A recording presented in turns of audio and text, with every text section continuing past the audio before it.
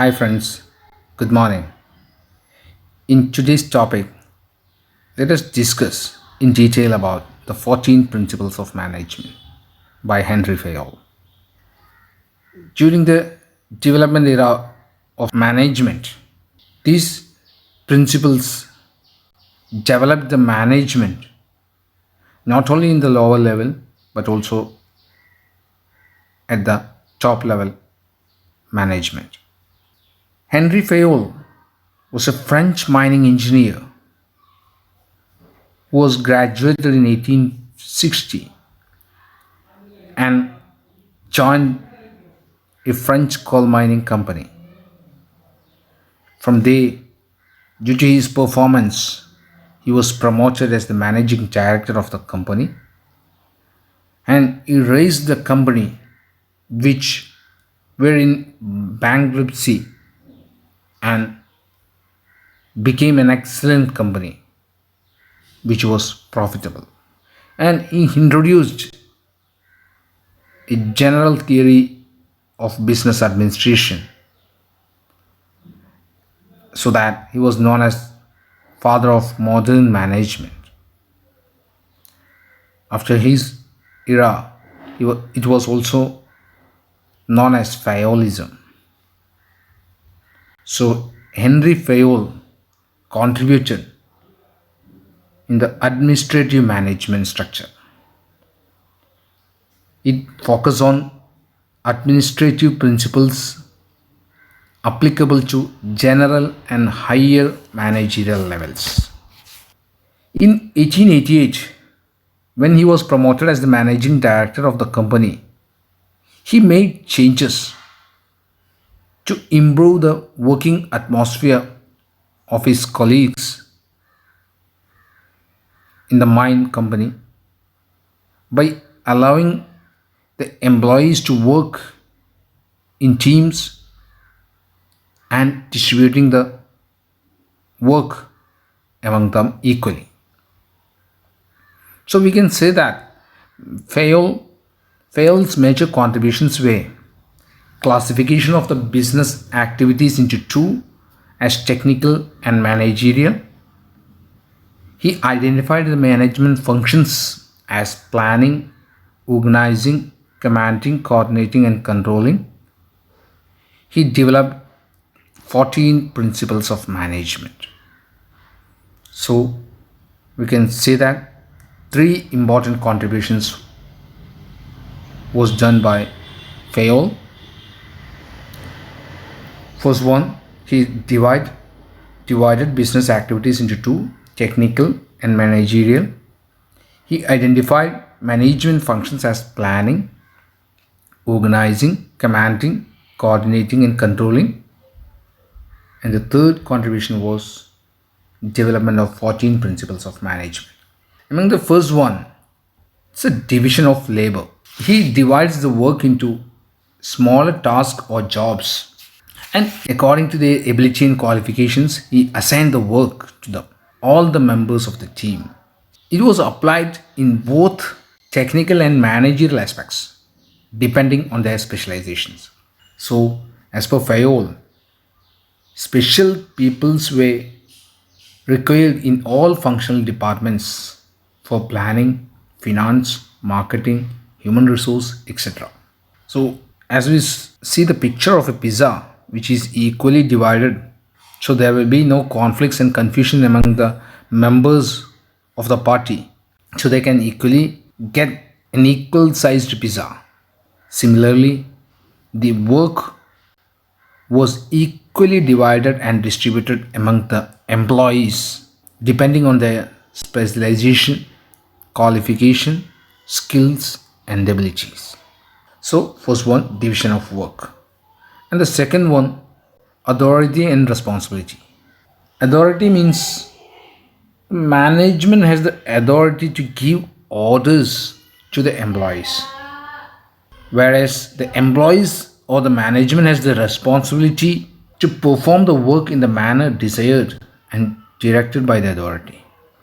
So, we can see that there is a balance between authority and responsibility, which is meant by principal parity between authority and responsibility.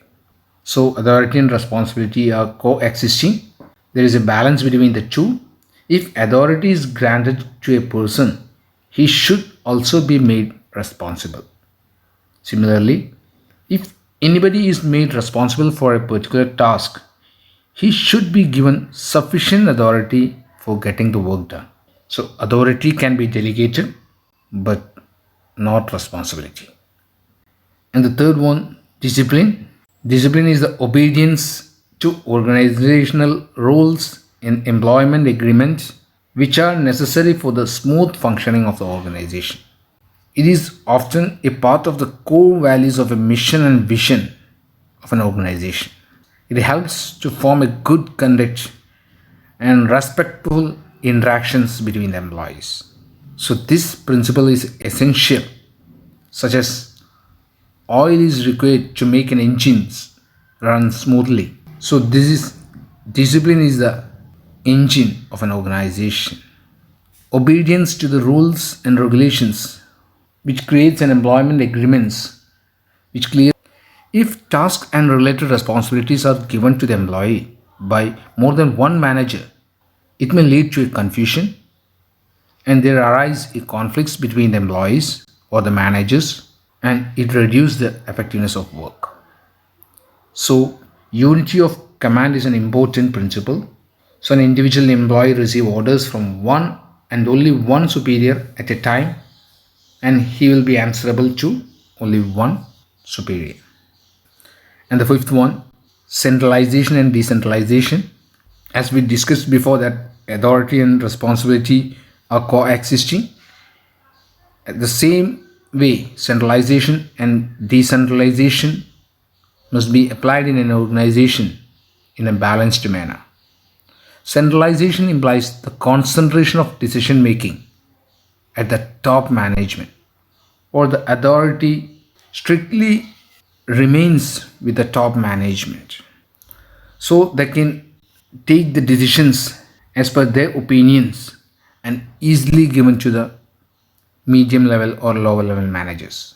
Sharing of authorities for the decision making process with lower levels is referred to as decentralization, which means decentralization means giving the authorities of decision making or the decision making power is given to the lower level managers.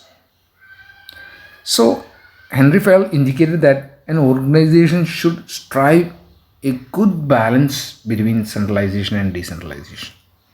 And the next one comes unity of direction. This principle states that each group of activities having the same objective must have one head and one plan.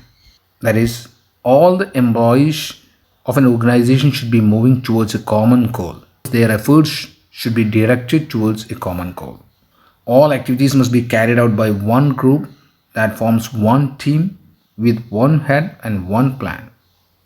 A team should not be with more than one head and more than one plan, which leads to confusion. So, activities of an organization must be described well as a plan of action. The managers should ultimately be responsible for these plans and he should monitor the progress defined and the developments of the activities. So, all the efforts made by the employees will be coordinated towards the common objective of the organization, which is known as unity of direction.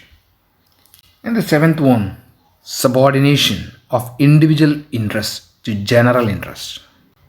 Subordination means there are always all kinds of interests in an organization. Each individual working in an organization has his own individual interests. Example, we can see that it's maximum salary, satisfaction, depends. And the organization has got its own objectives, maximum profitability or competency, etc. In all such situations, the organizational interest will supersede the interest of the individual.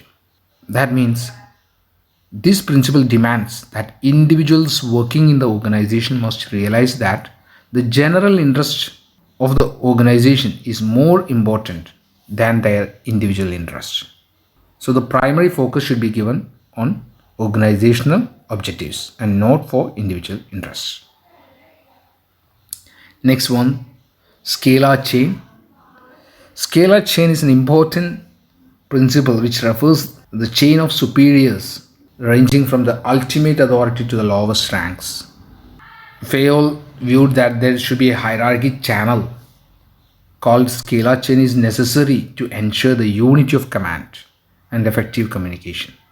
According to his principle, communication should pass through this established chain of command. All the communications. But actually, the scalar chain has two main drawbacks. A good or maximum time is required for the communication to reach its right destination, and there is a possibility of distortion of messages in the course of its transmission. So to overcome these drawbacks of scalar chain or the chain of superiors or the chain of command, Fayol suggested the creation of gangplank. Gangplank, Gangplank, for short circuiting the chain for quick communication, which means we can overcome or avoid this chain of communication, and we can directly contact with another department personnel or an employee of another department or with the manager of the another department, avoiding the chain of communication, which is known as gangplank. So chain of superiors ranging from the ultimate authority to the lowest ranks always remains in an organization, and we should follow that scalar chain, and for an urgent situations we can avoid the scalar chain and we can focus on gangplanks. In the ninth one, remuneration of employees. As per this principle, the overall pay and compensation should be fair to both employees and the organization, because remuneration, if it's not fair and reasonable, employees will be dissatisfied. So fair wages is the reward for the work done. It should be determined on the basis of work assigned, cost of living, demand for labor, paying capacity of the organizations, and the average wage rate in the market. And during the time of maximum profits, a part of it should be shared with employees so that it creates a bonus and even in the level of their satisfaction. So Fayol stressed the importance of non-financial incentives too. And the 10th one, order. Order, as the picture shows, it's not taking order in a restaurant. It's the order of all the materials which is utilized in an organization. According to this principle, people and all the materials must be in suitable places at appropriate time for the maximum efficiency. This implies that there must be a place for everything and anything. So it creates the idea behind orderliness. If there is a fixed place for everything and it is present there, then we can avoid the hindrance in the activities of business, and it increases the productivity and efficiency of an organization. Next one, initiative. According to this principle, employees at all levels should be encouraged to take initiative in work related matters. It means all the employees at all levels should be encouraged to think and execute the plan. It means a good organization should have an employee suggestion system whereby initiatives, suggestions lead to reduction in cost, time, etc. should be rewarded. So next one, it goes to stability. It states that employees should not be removed frequently from their positions. They should be given reasonable time to show their talents, and there should be a reasonable time to check their results, because shortening of tenure of work will create instability and lack of initiative among employees. For an example, if a new manager is appointed in a bank, He must be given sufficient time to settle down and excel before he is transferred to another branch immediately. So if he is transferred immediately, he will not be well performed or his results cannot be analyzed as per his ability. And the second last one we can discuss as equity. As we know that equality means giving equal chances to everyone, but equity emphasizes the kindliness and justice in the behavior of managers towards the workers. There should not be any discrimination against anyone based on their sex, religion, language, caste, belief, nationality, etc. The organization should ensure loyalty and devotion towards its employees. There should be an equal results towards every employees. And the last one, spirit de corps, which means union is strength. This principle states that management should promote a team spirit and harmony among employees because spirit of loyalty and devotion creates a teamwork which helps the team to perform better. A manager should always use we instead of I in all conversations to foster team spirit. So these are the 14 principles put forward by Henry Fayol.